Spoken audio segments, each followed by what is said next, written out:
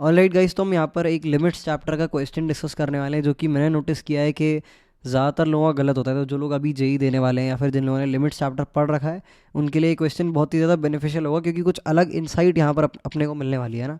ज़्यादातर लोगों का किसी रीज़न की वजह से गलत होता है क्योंकि वो गलत आंसर निकाल देते हैं ना। तो पहले तो मैं तुम्हें क्वेश्चन दूंगा, उसके बाद तुम्हें उसको ट्राई करना है और ट्राई करके कमेंट में आंसर भेजना है ना। कमेंट में आंसर भेजना है, उसके बाद तुम सॉल्यूशन को देखना है ना। जिससे हमें पता चलेगा कि ज़्यादातर लोगों ने क्या कमेंट किया, ज़्यादातर लोगों ने जो कमेंट किया या आंसर किया वो सही था कि नहीं, है ना। ऑलराइट, तो मैं भाई क्वेश्चन यहाँ पर लिख देता हूँ सबसे पहले। तो क्वेश्चन हमारा कहता है लिमिट जो है अपनी, उसमें हमारा एन जो है वो इन्फिनिटी को टेंड कर रहा है, और अपना एक्सप्रेशन जो है वो देखने में कुछ ऐसा है, ई की power N divide by 1+1/n, इसकी पावर तुम्हारी हो जाएगी एन स्क्वायर, है ना। तो ये क्वेश्चन स्क्रीन पे लिखा हुआ है, वीडियो को पॉज करो और इस क्वेश्चन को ट्राई करो, और answer make sure to write the answer in comment section. Alright, I hope तुमने इसको सॉल्व कर लिया होगा। अब मैं इसके सॉल्यूशन की तरफ बढ़ता हूँ और ये बताता हूँ कि क्यों ज़्यादातर लोगों को एक गलत हो जाता है ना। तो यहाँ पर हम देख पा रहे हैं एन टेंड्स टू इन्फिनिटी है, तो स्पेसिफिकली कलर चेंज करते हैं भाई पहले तो पेन का।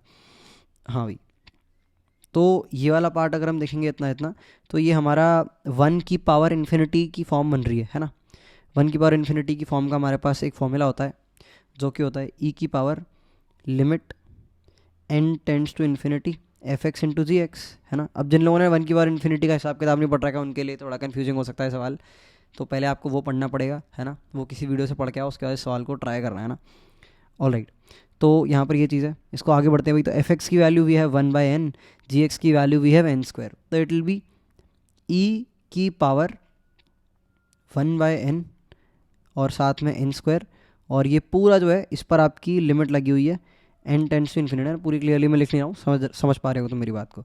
तो इट विल बी ई की पावर एन, है ना, और limit n tends to infinity. तो ज़्यादातर लोग क्या करते हैं कि ई की पावर एन अपॉन ई की पावर एन आ गया अपना एक तरह से ये, और ये वाला जो एन टेंड्स टू इन्फिनिटी है, ये वाला भी एन टेंड्स टू इन्फिनिटी है, तो लोग आंसर इसका 1 कर देते हैं ना। पर इसका आंसर अनफॉर्चुनेटली ऑब्वियसली 1 नहीं है, वरना मैं इस सवाल को एक वीडियो में क्यों डिस्कस करूँगा। तो कैच क्या है भाई यहाँ पे, है ना, ये अपने को समझना है, जो कि बहुत ही ज़्यादा ज़रूरी है। तुम कमेंट में जाकर भी देख सकते हो, ज़्यादातर लोगों ने मेरे ख्याल से आई एम प्रोडिक्टिंग के 1 ही किया होगा, है ना। मैं ऐसा मानता हूँ, ठीक है। तो भाई इतने पार्ट को अपन डिलीट करते हैं, कहीं भी डिलीट का ऑप्शन ये रहा, ठीक।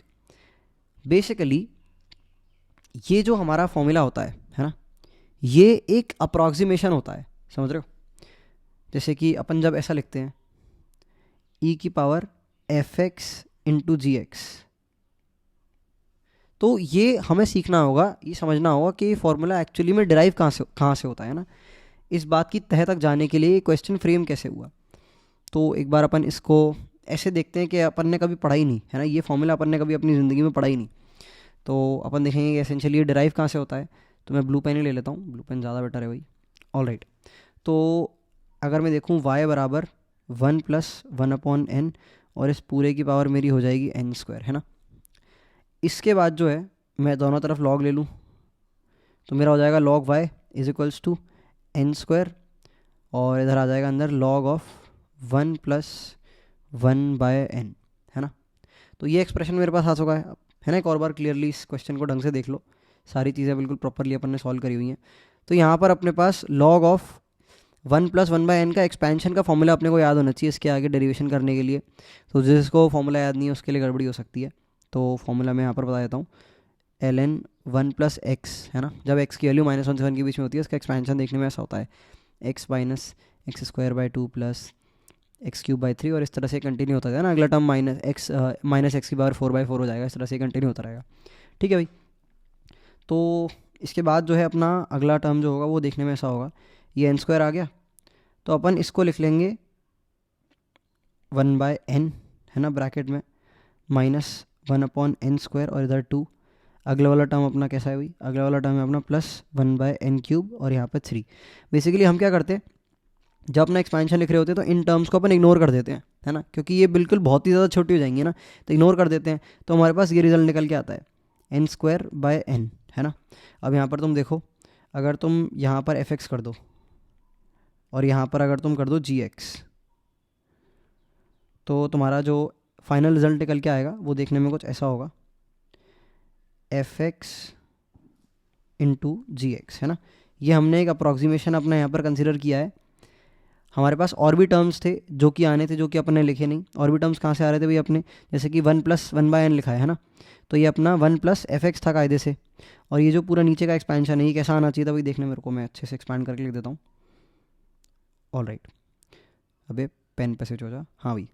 तो ये अपना कुछ इस तरह से आएगा, fx माइनस fx का स्क्वायर बाय 2। fx की वैल्यू यहाँ पर हमारे केस में 1/n है, पर मैं इन जनरल के लिए तो मैं बता रहा हूँ, है ना, प्लस fx की क्यूब आ जाएगी बाय 3 आ जाएगी, and it will continue like that, है ना, सीरीज जो है अपनी। तो यहाँ पर अपन देख पा रहे हैं इन टर्म्स को वो इग्नोर कर देता है, क्योंकि fx टेंड्स टू 0 है, तो fx का स्क्वायर बहुत ही छोटा होगा, इतना छोटा कि इग्नोर करने लायक है।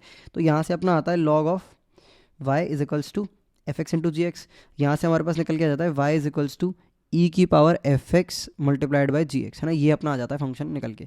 पर if you clearly see, carefully see, तो ये अपना एक अप्रॉक्सीमेशन है, समझ रहे हो।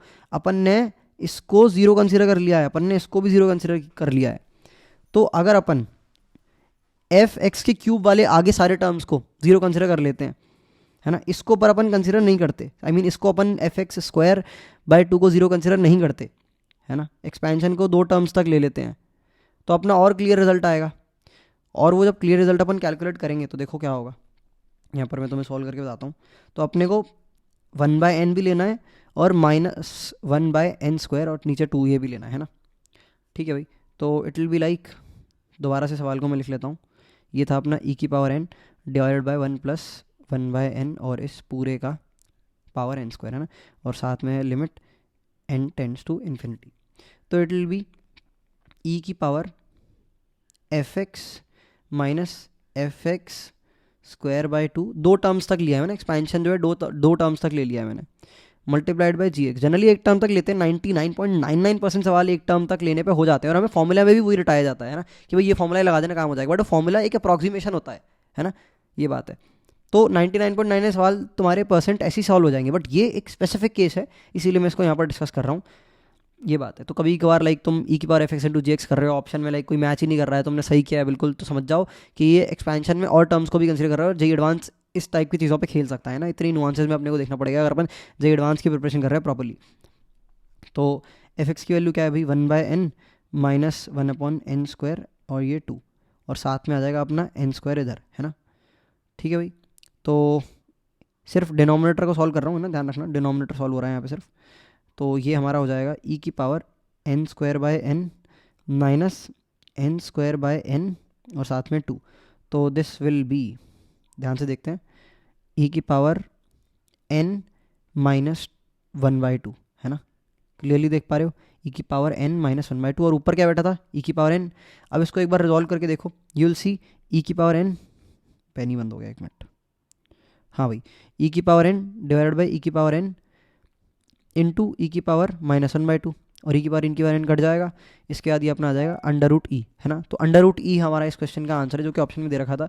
तो बेसिकली यहाँ पर अपन ने ये सीखा कि जो हमारा 1 की पावर इन्फिनिटी का जो प्रूव होता है वो एक अप्रॉक्सीमेशन होता है, और ज़रूरी नहीं है कि हर सवाल हमारा उस फॉर्मूले से सॉल्व हो जाए, क्योंकि वो फॉर्मूला एक अप्रॉक्सीमेशन होता है। तो कोई अच्छा सवाल जो है वो आ सकता है जिसमें कि अपन को आगे का लाइक अपने जो सीरीज़ है, जो अपन एक्सपेंशन होता है, एक्सपेंशन का एक आगे वाला टर्म भी यूज़ करना पड़े, है ना, ये बात है।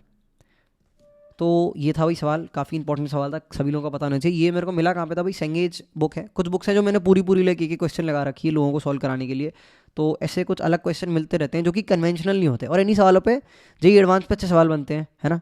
अच्छा स्टूडेंट कौन है जो जनरल चीज़ें तो सारी कर ही ले रहा है, पर अनकन्वेंशनल चीज़ें जो हैं, ऐसे सवाल हैं जिनको सॉल्व करने की अप्रोच हट के है, उन्हें भी देखता चल रहा है, ये बात है। तो भाई ये सवाल मैंने डिस्कस कराया। अगर ये वीडियो तुम्हें बेनिफिशियल लगी हो, please do tell me in the comment section. तुम्हारे कमेंट से मुझे पता चलता रहता है कि मेरी वीडियो देख के लोगों के दिमाग में क्या चलता है, और डिपेंडिंग ऑन के दिमाग में क्या चलता है, मुझे पता चलेगा कि मेरे को आगे अपनी वीडियोज़ में क्या क्या ट्वीक्स करने हैं, क्या क्या चेंजेस करने हैं, या फिर ये कंटेंट अगर बेहतर है तो इसको चलाते रखना है, या फिर ये बेहतर नहीं है तो इसको नहीं चलाना है ना। तो कोशिश किया करो कि ज़्यादा से ज़्यादा कमेंट में मेरे से कम्युनिकेट करो, मुझे बताओ, है ना, जो मैंने बताया है वो सही लगा या नहीं, ये बात है। Alright guys, that's all for now in this video, मिलते हैं अगली वाली में।